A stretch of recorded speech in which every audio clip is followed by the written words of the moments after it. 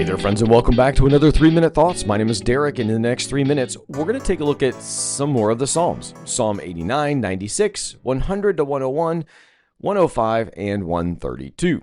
These Psalms are going to center around God's covenant faithfulness, His kingship, and His dwelling with His people. They fit together with all of this stuff about David beginning the temple worship and establishing a true worship structure around God's commands with the ark. All right, so let's dig in. Psalm 89, a covenant remembered and lamented at the same time. This psalm is one of the most theologically rich and emotionally raw psalms in the entire book. It begins with praise for God's faithful love and a celebration of His covenant with David. It says in verse 3, I have made a covenant with my chosen one. I have sworn to David, my servant. The first half declares God's power over creation and His promise to David that His throne will endure forever. But then there's a dramatic turn in verse 38.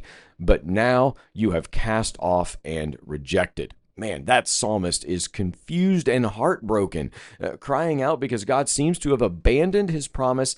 It ends unresolved with a plea for God to remember. This psalm holds space for both praise and protest, reminding us that faith wrestles honestly when God seems silent. Psalm 96 is a joyful and global call to worship.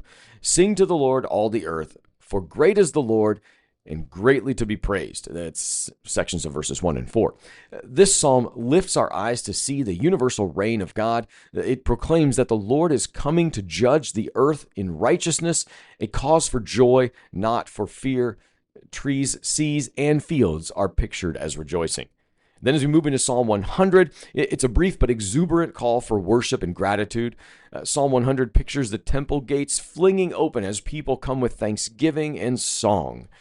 Psalm 101, written by David, this psalm reads like a personal code of conduct for a godly ruler. I will ponder the way that is blameless. I will not set before my eyes anything that is worthless, David says. Then Psalm 105, this psalm is a historical hymn retelling Israel's history from Abraham to the Exodus. It emphasizes God's faithfulness through every generation. He remembers His covenant forever in verse 8. Then in Psalm 132, it's about a pilgrimage psalm deeply connected to the temple. It recalls David's passion to build a house for the Lord and God's covenant promise to establish David's line. It's also going to celebrate Zion, the place God chose to dwell. This psalm weaves together David's devotion, God's promise, and the joy of worship in God's presence. That's all we've got time for today. Be well, friends.